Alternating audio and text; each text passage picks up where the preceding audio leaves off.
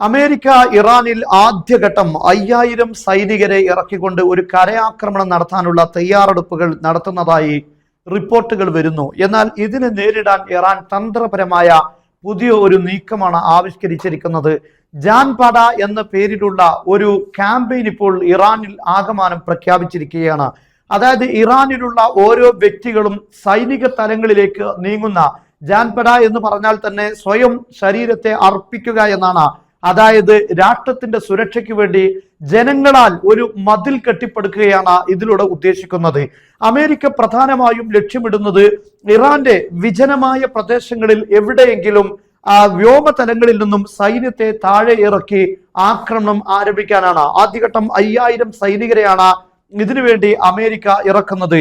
എന്നാൽ ഇത് 3 തലങ്ങളിലായിട്ടാണ് എന്നാണ് വ്യക്തമാകുന്നത്. ഒന്നാമത്തേത് ഹൊർമുസ് കടലിടുക്ക്, അതുപോലെ തന്നെ ഖർഗ് എന്നറിയപ്പെടുന്ന ഇറാന്റെ സാമ്പത്തിക കേന്ദ്രമായ ദ്വീപ്, അതോടൊപ്പം മൂന്നാമത്തേത് ഇറാന്റെ ആണവ കേന്ദ്രങ്ങൾ. എന്നാൽ ഇതും മൂന്നും ഒരുമിച്ചാണോ നടത്തുക? അതല്ല, ആദ്യം ഹൊർമുസ് കടലിടുക്ക് തുറക്കുക, അതിനുവേണ്ടി കരസൈന്യത്തെ ഇറക്കുന്നത് ബന്ദർ അബ്ബാസ് തുടങ്ങിയിട്ടുള്ള ഇറാന്റെ നാവിക കേന്ദ്രങ്ങളിൽ. അതിനുശേഷം ഹൊർമുസ് കടലിടുക്ക് അല്ലെങ്കിൽ ആ കടൽ ഭാഗത്ത് പൂർണ്ണമായും നിയന്ത്രണം ഏറ്റെടുത്തതിന് ശേഷം ആണവ കേന്ദ്രങ്ങളിലേക്ക് നീങ്ങുക. ഇങ്ങനെ വ്യത്യസ്തമായ റിപ്പോർട്ടുകളാണ് ഇതിനെക്കുറിച്ച് വരുന്നത്. എന്തായിരുന്നാലും ഇറാൻ ഇപ്പോൾ ഇതിനെ നേരിടാൻ ശ്രമിക്കുന്നത് പ്രധാനമായും ജനങ്ങളെ എല്ലാവരെയും സൈനിക രംഗത്തേക്ക് കൊണ്ടുവരിക എന്നതാണ്. എന്നാൽ ഇറാൻ ഇപ്പോൾ നടത്തുന്ന ജാൻപട എന്നറിയപ്പെടുന്ന ജനങ്ങളെ എല്ലാവരെയും ഉൾപ്പെടുത്തിക്കൊണ്ടുള്ള ഈ ക്യാമ്പിന്റെ പ്രത്യേകത, അമേരിക്ക ഏതെങ്കിലും വിജനമായ സ്ഥലങ്ങളിൽ പോലും സൈന്യത്തെ ഇറക്കുകയാണെങ്കിൽ കൃത്യമായി എല്ലാ ഭാഗത്തും ജനങ്ങളെ വിന്യസിക്കുക വഴി കൃത്യമായ വിവരം ലഭിക്കാൻ ഇതിലൂടെ ഇറാൻ സൈന്യത്തിന് കഴിയും. ഉടനെ തന്നെ ആ ഓപ്പറേഷൻ അമേരിക്കൻ സൈനികർക്കെതിരെ ഓപ്പറേഷൻ നടത്താൻ ഇറാൻ സൈനികർക്ക് സാധിക്കും. മാത്രമല്ല, ഇപ്പോൾ വരുന്ന റിപ്പോർട്ടുകൾ പ്രകാരം അമേരിക്ക ഈ ഒരു നീക്കം സുഖകരമാക്കുവാൻ വേണ്ടി ഒരു ടാക്ടിക്കൽ ആണവാക്രമണം നടത്താനുള്ള സാധ്യത വരെയുണ്ട്. സ്ട്രാറ്റജിക്കൽ ആണവായുധമല്ല, അതേസമയത്ത് ടാക്ടിക്കൽ ആക്രമണം, പരിമിതമായ ലക്ഷ്യത്തെ മാത്രം വെച്ചുകൊണ്ട് ഒരു ആണവ ആയുധം ഉപയോഗിക്കുന്നതാണ് ടാക്ടിക്കൽ എന്നറിയപ്പെടുന്നത്. എന്നാൽ അത്തരത്തിലുള്ള ആക്രമണം നടത്തിക്കൊണ്ട് മുന്നേറാനുള്ള നീക്കവും ഒരുപക്ഷെ അമേരിക്ക നടത്താനുള്ള സാധ്യത ഉണ്ട് എന്നാണ് ഇപ്പോൾ വരുന്ന റിപ്പോർട്ടുകൾ. ഈ റിപ്പോർട്ടുകളിൽ, അമേരിക്കയിൽ നിന്ന് വരുന്ന ഈ റിപ്പോർട്ടുകളിൽ ഇത്തരത്തിലുള്ള സൂചനകൾ പോലും ഉണ്ട് എന്നാണ് അമേരിക്കൻ ഇസ്രായേൽ പത്രങ്ങൾ റിപ്പോർട്ട് ചെയ്യുന്നത്. എന്നാൽ അങ്ങനെ ഒരു ആണവായുധം ഉപയോഗിക്കാനുള്ള സാധ്യത വിദഗ്ധരായ പല ആളുകളും തള്ളിക്കളയുകയാണ്. കാരണം ഇറാനെ സംബന്ധിച്ചിടത്തോളം അവരുടെ കയ്യിൽ ആണവായുധം ഉണ്ടോ ഇല്ലേ എന്ന കാര്യം വ്യക്തമായി ഉറപ്പിച്ച് പറയാൻ കഴിയില്ല. നിലവിൽ ഔദ്യോഗികമായി അങ്ങനെ ഒരു ആണവായുധം ഇറാൻ കൈവശപ്പെടുത്തിയതിന്റെ തെളിവുകൾ ഒന്നുമില്ല. എന്നാൽ പോലും അവിടെ ഒരു സാധ്യത നിലനിൽക്കുകയാണ്. കാരണം ഇറാൻ 60% എൻറിച്ച്ഡ് ആയിട്ടുള്ള യുറേനിയം അവരുടെ കൈവശത്തിൽ ഉണ്ട്. അത് ഒരുപക്ഷെ ഏത് സമയത്തും മാറ്റാനുള്ള സാധ്യതയുണ്ട്. ഇനി അതൊക്കെ മാറ്റിവെച്ചാൽ തന്നെ റഷ്യയെ പോലുള്ള, ഉത്തര കൊറിയ പോലുള്ള, ചൈനയെ പോലുള്ള രാഷ്ട്രങ്ങൾ അമേരിക്കക്കെതിരെ ഉപയോഗിക്കാൻ വേണ്ടി ഇറാന് അത്തരത്തിലുള്ള ഒരു ആണവായുധം നൽകിയിട്ടുണ്ടോ എന്ന കാര്യവും വ്യക്തമല്ല. അതുകൊണ്ട് തന്നെ ആണവായുധം ഉപയോഗിച്ചു കഴിഞ്ഞാൽ തീർച്ചയായും ഇറാൻ അവരുടെ നിലനിൽപ്പിന് വേണ്ടി തിരിച്ച് ആണവായുധം ഉപയോഗിക്കാനുള്ള സാധ്യതയുണ്ട്.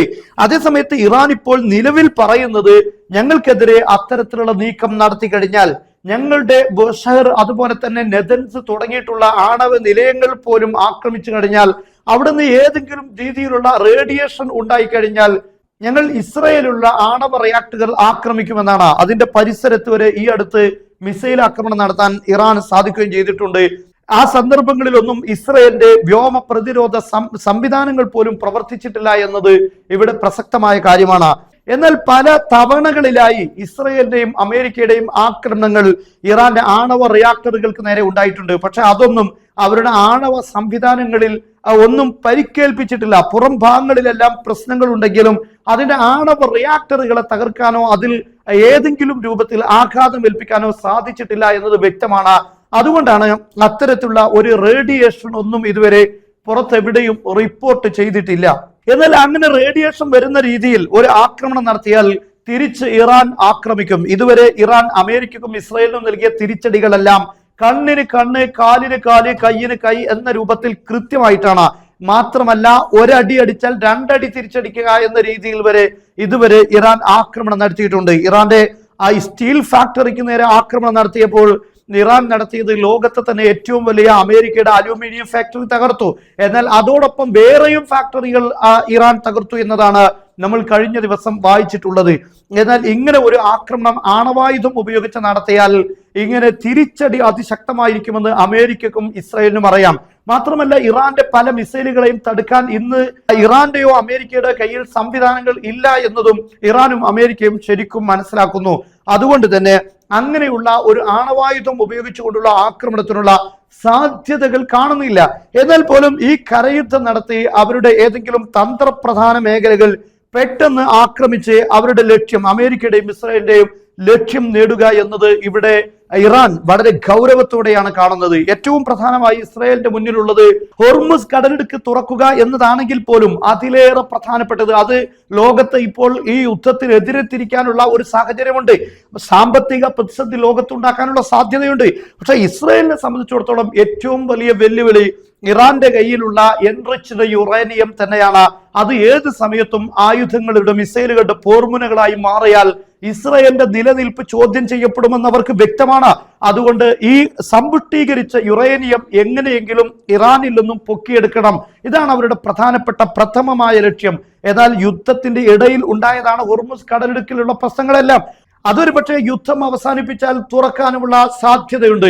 പക്ഷേ അങ്ങനെ യുദ്ധം അവസാനിപ്പിച്ചാൽ യുറേനിയം പിന്നെയും ഇറാന്റെ കയ്യിലുണ്ട്. മാത്രമല്ല, ഇങ്ങനെ ഒരു യുദ്ധം നടന്ന സാഹചര്യത്തിൽ ഇറാൻ അത് ഇനിയൊരു ആണവായുദ്ധത്തിന്റെ മുനയാക്കാനുള്ള സാധ്യത തള്ളിക്കളയാൻ കഴിയില്ല. എന്ന് മാത്രമല്ല, അങ്ങനെ ചെയ്യാനാണ് വലിയ രൂപത്തിലുള്ള ഒരു സാധ്യതയും നമ്മൾ ഇവിടെ കാണുന്നത്. കാരണം ഇത്തരത്തിലുള്ള ഒരു ആക്രമണം ഇനി ഉണ്ടാകാതിരിക്കാൻ ഇറാന്റെ മുന്നിലുള്ള ഏക ഓപ്ഷൻ എന്ന് പറയുന്നത് ആണവായുധം തന്നെയാണ്. അതുകൊണ്ട് ആ തലങ്ങളിലേക്ക് അവർ നീങ്ങും. മാത്രമല്ല, ആയത്തുള്ള അലി ഖാംനയി അദ്ദേഹം ഇതിനെതിരെ ഫത്വ കൊടുത്ത വ്യക്തിയായിരുന്നു. സർവ്വനശീകരണ ആയുധങ്ങൾക്കെതിരെ അദ്ദേഹത്തിന്റെ ഇസ്ലാമിക ഫത്വയുണ്ടായിരുന്നു. അതേസമയം ഇപ്പോൾ മുജ്തബ ഖാംനയി അദ്ദേഹം കുറച്ചുകൂടെ ഗൗരവമുള്ള ആളാണ്. സ്വയം സുരക്ഷയ്ക്ക് വേണ്ടി ആണവായുധം വികസിപ്പിക്കാം എന്ന് അദ്ദേഹം പറയുകയാണെങ്കിൽ ദിവസങ്ങൾക്കുള്ളിൽ ഇറാനിൽ എൻറിച്ച്ഡ് ആയിട്ടുള്ള യുറേനിയം, സമ്പുഷ്ടീകരിച്ച യുറേനിയം അവരുടെ മിസൈലുകളുടെ വാർഹെഡുകളായി മാറുമെന്നതിൽ തർക്കമില്ല. അതുകൊണ്ട് തന്നെ ഏറ്റവും വലിയ ഇസ്രായേലിന്റെ മുന്നിലുള്ള ഭീഷണി ഇത് തന്നെയാണ്. എന്നാൽ ഇത് പൊക്കിയെടുക്കാനാണ് ഇത്തരത്തിലുള്ള ഒരു ഓപ്പറേഷൻ അമേരിക്കയും ഇസ്രായേലും ഇപ്പോൾ ഒപ്പിച്ചെടുക്കുന്നത്. നമുക്കറിയാം, ആദ്യഘട്ടത്തിൽ അമേരിക്ക പറയുന്നത് അവരുടെ സ്പെഷ്യൽ ഫോഴ്സ് ആയ 5000 ആളുകളെ ഇറാന്റെ മണ്ണിലേക്ക് എത്തിക്കുക എന്നതാണ്. എന്നാൽ ഇറാൻ ഈ കാര്യം വളരെ സൂക്ഷ്മമായി നിരീക്ഷിച്ചുകൊണ്ടിരിക്കുകയാണ്. ഇറാന്റെ എല്ലാ ബോർഡറുകളിലും ഇപ്പോൾ നിരീക്ഷണം ശക്തമാക്കിയിട്ടുണ്ട്. ഏതെങ്കിലും ഒഴിഞ്ഞ സ്ഥലങ്ങളിൽ ജനങ്ങളെ വിന്യസിക്കുക എന്ന രീതിയിലാണ് ജാൻപര എന്നറിയപ്പെടുന്ന ഒരു പ്രത്യേകമായ ക്യാമ്പയിൻ തന്നെ അവർ പ്രഖ്യാപിച്ചിട്ടുള്ളത്. അതിലൂടെ ആളുകളെ വ്യാപകമായി ഇറാന്റെ ഭൂപ്രകൃതിയിലെ എല്ലാ ഭാഗങ്ങളിലും ആളുകളെ എത്തിക്കാൻ ഇതിലൂടെ ഇറാൻ സാധിക്കും. ഉടനെ തന്നെ അത്തരത്തിലുള്ള നീക്കമുണ്ടായാൽ അതിനെതിരെ വ്യക്തമായ ഉടനെ തന്നെ മറുപടി നൽകാൻ ഏതെങ്കിലും രൂപത്തിൽ കരയിൽ സൈനികർ പെട്ടെന്ന് വിന്യസിക്കുന്നതിന് മുമ്പ് തന്നെ അവരെ പിടികൂടാൻ. മാത്രമല്ല, കഴിഞ്ഞ ദിവസം ഇറാൻ പറഞ്ഞിരിക്കുന്നത് അങ്ങനെ ഏതെങ്കിലും രീതിയിൽ അമേരിക്കയുടെ ഭാഗത്ത് നീക്കമുണ്ടായാൽ ഉടനെ അമേരിക്കൻ സൈനികരെ അറസ്റ്റ് ചെയ്യണമെന്നാണ്, അവരെ പിടികൂടണമെന്നാണ്, അവരെ ബന്ദികളാക്കണമെന്നാണ്. എന്നാൽ ഇറാൻ ഇപ്പോൾ പറയുന്നത് അമേരിക്ക അത്തരം ഒരു നീക്കം നടത്തിയാൽ അമേരിക്കൻ സൈനികരുടെ നരകമായിരിക്കും ഇറാൻ. മാത്രമല്ല, ഹോർമുസ് കടലിലുള്ള തിമിംഗലങ്ങൾക്ക്, സ്രാവുകൾക്കുള്ള ഭക്ഷണമായി അമേരിക്കൻ സൈനികർ മാറുമെന്നുള്ള മുന്നറിയിപ്പാണ് ഇപ്പോൾ ഇറാൻ നൽകിയിരിക്കുന്നത്. എന്തായിരിക്കും അമേരിക്കയുടെ അടുത്ത നീക്കമെന്നറിയില്ല.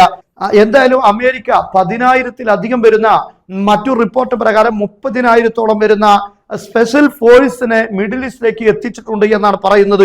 ഇത്തരത്തിലുള്ള ഒരു നീക്കം കരസൈനികരെ ഇറാന്റെ വ്യോമ മേഖലയിൽ എത്തിക്കുക എന്നത് സ്വാഭാവികമായും അറബ് രാഷ്ട്രങ്ങളിൽ നിന്നായിരിക്കും ഉണ്ടാവുക, അതല്ലെങ്കിൽ ഇറാഖിന്റെ ഭാഗത്തുനിന്നായിരിക്കും ഉണ്ടാവുക.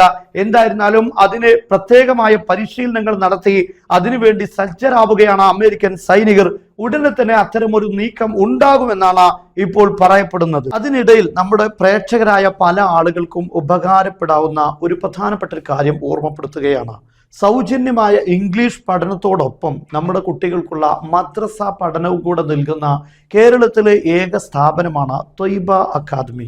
മറ്റുള്ള എല്ലാ സ്ഥാപനങ്ങളിൽ നിന്നും വ്യത്യസ്തമായി 2 പ്രത്യേകതകളാണ് ഈ സ്ഥാപനത്തിനുള്ളത്. ഒന്നാമത്തേത്, ഓരോ കുട്ടികളെയും ഇനീഷ്യൽ അസസ്മെന്റ് നടത്തി പ്രത്യേകമായ ഇൻഡിവിജ്വൽ എഡ്യൂക്കേഷൻ പ്ലാൻ തയ്യാറാക്കിക്കൊണ്ടാണ് ഈ കുട്ടികളെ പഠിപ്പിക്കുന്നത്. മദ്രസയിലേക്ക് തന്നെ പലപ്പോഴും എൻക്വയറി നടത്തുന്ന സമയത്ത് ചില കുട്ടികൾക്ക് ഖുർആൻ ഓതാൻ അറിയില്ല, വായിക്കാൻ അറിയുന്നില്ല, ക്ലാസ് 4ലോ 5ലോ എത്തിയിട്ടുണ്ട് എന്നൊക്കെ പരാതിപ്പെടുന്ന പല ആളുകളുണ്ട്.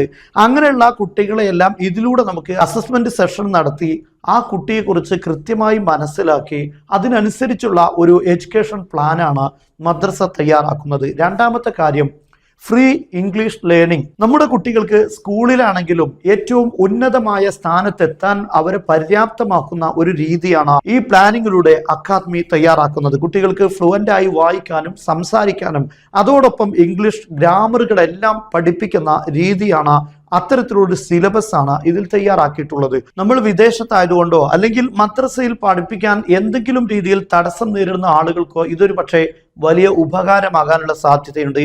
എന്നാൽ മദ്രസയോടൊപ്പം തന്നെ അവർക്ക് ഇംഗ്ലീഷും ലഭിക്കുന്നു എന്നതാണ് കേരളത്തിൽ ഓൺലൈൻ രംഗത്ത്, മദ്രസ രംഗത്ത് ഈ സ്ഥാപനത്തിന്റെ മാത്രം പ്രത്യേകത.